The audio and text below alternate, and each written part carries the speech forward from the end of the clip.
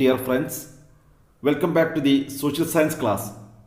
In the last class, we discussed about the medieval Kerala, about art and literature, and different types of kingdoms also. Isn't it? Today, we are learn about our government. In the previous class, you heard about the democracy, isn't it? Okay. Democracy is a Greek word. It is derived from the demos and kratos. Demos means the people. Kratos means power. So what is the meaning of democracy? Okay. Power of the people. Isn't it? ജനങ്ങളുടെ അധികാരത്തെയാണ് ജനാധിപത്യം എന്ന പേരിൽ വിശേഷിപ്പിക്കുന്നത്. Okay, ഇനി നമുക്ക് ജനാധിപത്യത്തിന് Abraham Lincoln നൽകിയ നിർവചനം എന്തെന്ന് നോക്കാം. Democracy is the government of the people, by the people and for the people. ജനങ്ങൾക്ക് വേണ്ടി ജനങ്ങളാൽ തെരഞ്ഞെടുക്കുന്ന ജനങ്ങളുടെ ഭരണകൂടത്തെയാണ് ജനാധിപത്യം എന്ന് വിശേഷിപ്പിക്കുന്നത്. Okay, next, all are take your textbook and look the flowchart. What do you understand? Okay, the flowchart, the government are divided into two. First, democratic government and non-democratic government. Not only for that, one is protected laws and another is one is laws are limited or rights are limited. Okay. Next, ഇനി നമുക്ക് ജനാധിപത്യ ഭരണക്രമം സ്ഥാപിക്കാൻ വേണ്ടി ലോകത്തിൻ്റെ വിവിധ ഭാഗങ്ങളിൽ നടന്ന പ്രധാന സമരങ്ങൾ ഏതൊക്കെയെന്ന് പരിശോധിക്കാം. First, Indian freedom struggle, Indian സ്വാതന്ത്ര്യ സമരം. സെക്കൻഡ്, മ്യാൻമാർസ് ഫ്രീഡം സ്ട്രഗിൾ, മ്യാൻമാറിലെ സ്വാതന്ത്ര്യ സമരം. Third, American freedom struggle of independence, American സ്വാതന്ത്ര്യത്തിന് വേണ്ടിയുള്ള സമരം. And last, French revolution, French വിപ്ലവം എന്നിവയായിരുന്നു ജനാധിപത്യ ഭരണക്രമം സ്ഥാപിക്കുന്നതിന് വേണ്ടി ലോകത്ത് നടന്ന പ്രധാന സമരങ്ങൾ. ഇനി ജനാധിപത്യത്തിന് വേണ്ടി നടത്തിയ പ്രധാന സമരങ്ങളിൽ ഒന്നായ ഫ്രഞ്ച് റവല്യൂഷന്റെ പുനരാവിഷ്കാര വീഡിയോ ശ്രദ്ധിക്കൂ. Going to learn about the French Revolution. One of the most important events in world history, since it shifted the passage from the modern age to the contemporary age and performed the biggest political and social change that has ever been known in Europe. The French Revolution occurred at the end of the 18th century, exactly in the year 1789. At that time, King Louis XVI ruled. It was an absolute monarchy. That is, the king had all the power and could make the decisions that he wanted, without having to answer to anyone.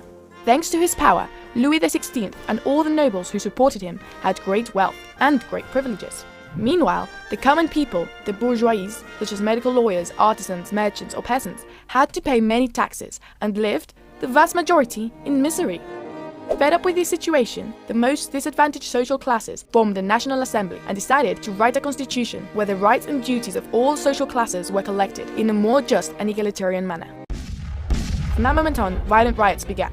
On July 14, 1789, in Paris, the capital of France, a large mass of people went to Bastille, prison, where all those who had opposed the king were imprisoned, to free them. This assault became the symbol of the revolution. In the rest of the country, there were also many revolts and peasants rebelled violently against the nobles, looting and destroying their castles. The National Assembly took power and governed based on three great values: liberty, equality, and fraternity. The new governors wrote a very important document, the Declaration of the Rights of Man and of the Citizen, antecedent of the Constitution that was approved 2 years later. The French people dethroned King Louis XVI, and both he and Queen Marie Antoinette, his wife, were beheaded in the guillotine. The consequences of the French Revolution were many, but the most important thing was that it ended the inequality between social classes, that new rights were established for citizens, and that democratic ideas were spread to the rest of the countries of Europe. Next, all are observe the news headlines given below. എല്ലാ കുട്ടികളും തന്നിരിക്കുന്ന വാർത്താ തലക്കെട്ടുകൾ ഒന്ന് നിരീക്ഷിക്കൂ. What you understand? എന്ത് മനസ്സിലായി?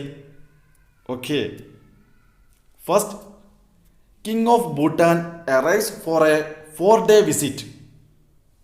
ഭൂട്ടാൻ രാജാവ് 4 ദിവസത്തെ സന്ദർശനത്തിന് ഇന്ന് തലസ്ഥാനത്തെത്തും. Second, NITI Aayog will replace planning commission in India. Prime minister.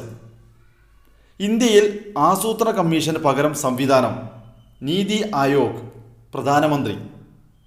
Third, strong protest by democrats against military rule in Myanmar.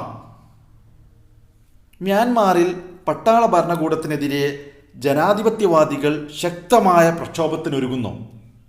And last, Brunei sultan will declare his successor today. Brunei സുൽത്താൻ തൻ്റെ പിൻഗാമിയെ ഇന്ന് പ്രഖ്യാപിക്കും. Okay, let us arrange the countries and governments mentioned in the news headlines as follows.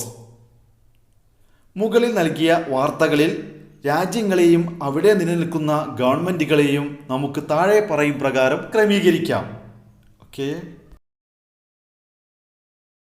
First country Bhutan. Form of government constitutional monarchy. ഭൂട്ടാനിൽ നിലനിൽക്കുന്നത് ഭരണഘടനാപരമായ രാജവാഴ്ചയാണ്. Second, India. Democracy. ഇന്ത്യയിൽ നിലനിൽക്കുന്നത് ജനാധിപത്യ ഭരണമാകുന്നു. Third, Brunei. സുൽത്താനേറ്റ്. ബ്രൂണൈയിൽ നിലനിൽക്കുന്നത് സുൽത്താൻ ഭരണം ആകുന്നു. And last, Myanmar. മിലിറ്ററി. മ്യാൻമാറിൽ നിലനിൽക്കുന്നത് പട്ടാള ഭരണമാണ്. What are the difference among the forms of government listed above. ഇനി മുകളിൽ നൽകിയിട്ടുള്ള ഗവൺമെൻറ്റുകൾ തമ്മിലുള്ള വ്യത്യാസങ്ങൾ എന്തൊക്കെയെന്ന് ഇനി നാം വിശദമായി പരിശോധിക്കുന്നു. Okay, next, the king of Bhutan and the Sultan of Brunei inherited power. Bhutan രാജാവും ബ്രൂണൈ സുൽത്താനും പിന്തുടർച്ചാടിസ്ഥാനത്തിൽ അധികാരത്തിൽ വരുന്നു. These are examples of non democratic forms of government. ഇവ ജനാധിപത്യേതര ഗവൺമെൻറ്റുകൾക്ക് ഉദാഹരണങ്ങളാണ്. അതുപോലെ military government is also A form of non democratic government. പട്ടാള ഭരണവും ജനാധിപത്യേതര ഗവൺമെൻറ്റുകളിൽ ഉൾപ്പെടുന്നു. അപ്പോൾ രാജവാഴ്ചയും സുൽത്താൻ ഭരണവും പട്ടാള ഭരണവും ജനാധിപത്യേതര ഗവൺമെൻറ്റുകൾക്ക് ഉദാഹരണങ്ങളാണ്. ഓക്കെ, ഇനി നമുക്ക് ജനാധിപത്യേതര ഭരണവ്യവസ്ഥ എന്ന് പറഞ്ഞാൽ അതിൻ്റെ നിർവചനം എന്താണെന്ന് നോക്കാം. A non democratic government is formed by an individual or a group of individuals who establish power and rule the country according to their own interest. ഒരു വ്യക്തിയോ ഒന്നിലധികം വ്യക്തികളോ സ്വന്തം ഇഷ്ടാനുസരണം നടത്തുന്ന ഭരണക്രമമാണ് ജനാധിപത്യേതര ഭരണവ്യവസ്ഥ എന്നറിയപ്പെടുന്നത്. ഓക്കെ, നെക്സ്റ്റ്, ഇനി നമുക്ക് ജനാധിപത്യ ഗവൺമെൻറ് എന്ന് പറഞ്ഞാൽ എന്താണെന്ന് നോക്കാം. A government formed by the representatives of the people is called a democratic government. ജനപ്രതിനിധികൾ നടത്തുന്ന ഭരണക്രമത്തെ ജനാധിപത്യ ഗവൺമെൻറ് എന്നറിയപ്പെടുന്നു. ഇന്ത്യയിൽ നിലനിൽക്കുന്നത് ജനാധിപത്യ ഭരണവ്യവസ്ഥയാകുന്നു. Okay, next, analyze the features of democratic and non-democratic governments from the table given below.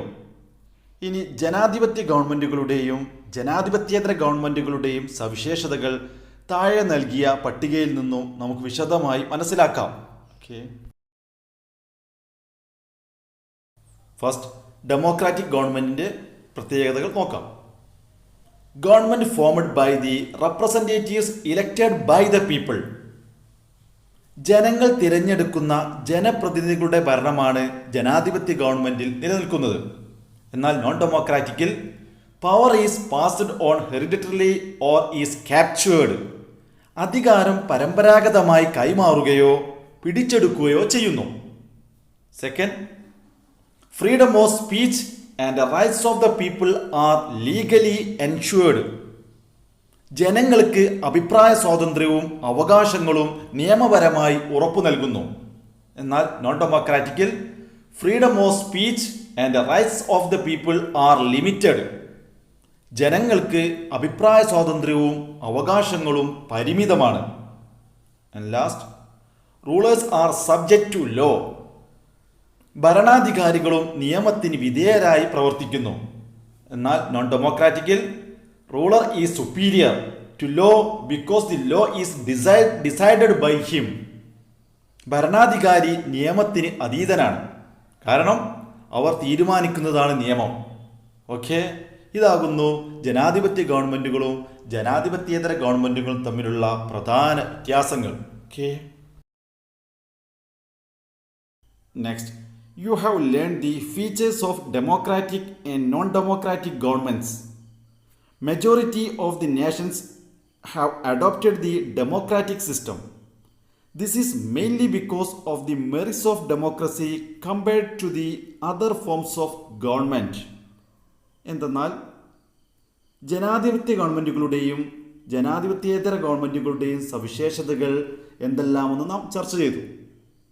ലോകത്ത് ഭൂരിഭാഗം രാജ്യങ്ങളും സ്വീകരിച്ചിരിക്കുന്നത് ജനാധിപത്യ ഭരണക്രമമാണ്. മറ്റുള്ള സമ്പ്രദായങ്ങളെ അപേക്ഷിച്ച് ജനാധിപത്യ ഭരണക്രമത്തിന് എന്തെല്ലാം മേന്മകളുണ്ട് എന്ന് നമുക്കിനി പരിശോധിക്കാം. Okay, next, merits of democratic government. ജനാധിപത്യ ഗവൺമെൻറ്റിൻ്റെ മേന്മകൾ ഏതൊക്കെയെന്ന് നമുക്ക് പരിശോധിക്കാം. First, respect the opinion of the people. ജനാഭിലാഷം മാനിക്കുന്നു, അഥവാ ജനങ്ങളുടെ അഭിപ്രായം പരിഗണിക്കുന്നു. Second, protect the freedom of individuals. വ്യക്തി സ്വാതന്ത്ര്യം സംരക്ഷിക്കുന്നു. Third, rulers as well as the people are subject to the same law. ഭരണാധികാരികളും ജനങ്ങളും ഒരേ നിയമത്തിന് വിധേയരാണ്. And last, rulers are indebted to the people. ഭരണാധികാരികൾ ജനങ്ങളോട് കടപ്പെട്ടിരിക്കുന്നു. ഇവയാണ് ഡെമോക്രാറ്റിക് ഗവൺമെൻറ്റ്സിൻ്റെ പ്രധാന മെറിറ്റുകൾ. Okay, next, the most prominent factor that differentiate democratic governments from non democratic governments is the rights they ensure. എന്തെന്നാൽ ജനാധിപത്യ ഗവൺമെൻറ്റുകളെ ഇതര ഗവൺമെൻറ്റുകളിൽ നിന്നും വ്യത്യസ്തമാക്കുന്ന പ്രധാന ഘടകം അവ ഉറപ്പു നൽകുന്ന അവകാശങ്ങളാണ്. For ensuring a democratic life for the citizens it is essential that their rights are protected. പൗരന്മാർക്ക് ജനാധിപത്യ ജീവിതം സാധ്യമാകണമെങ്കിൽ പൗരാവകാശങ്ങൾ നിലനിൽക്കണം. Okay, the following are some of rights ensured by the democratic government of India. ജനാധിപത്യ രാജ്യമായ ഇന്ത്യയിൽ നമുക്ക് ലഭ്യമായ ഏതാനും അവകാശങ്ങളിൽ ചിലത് താഴെ നൽകുന്നു. ഓക്കെ, അത് നമുക്ക് പരിശോധിക്കാം. First, right to live. ജീവിക്കാനുള്ള അവകാശം. Second, right to education. വിദ്യാഭ്യാസത്തിനുള്ള അവകാശം. Third, freedom of speech. അഭിപ്രായ സ്വാതന്ത്ര്യം. And last, freedom of association. സംഘടനാ സ്വാതന്ത്ര്യം. ഇവയാണ് ജനാധിപത്യ രാജ്യമായ ഇന്ത്യയിൽ ലഭ്യമായ പ്രധാന അവകാശങ്ങളിൽ ചിലത്. Okay, thank you.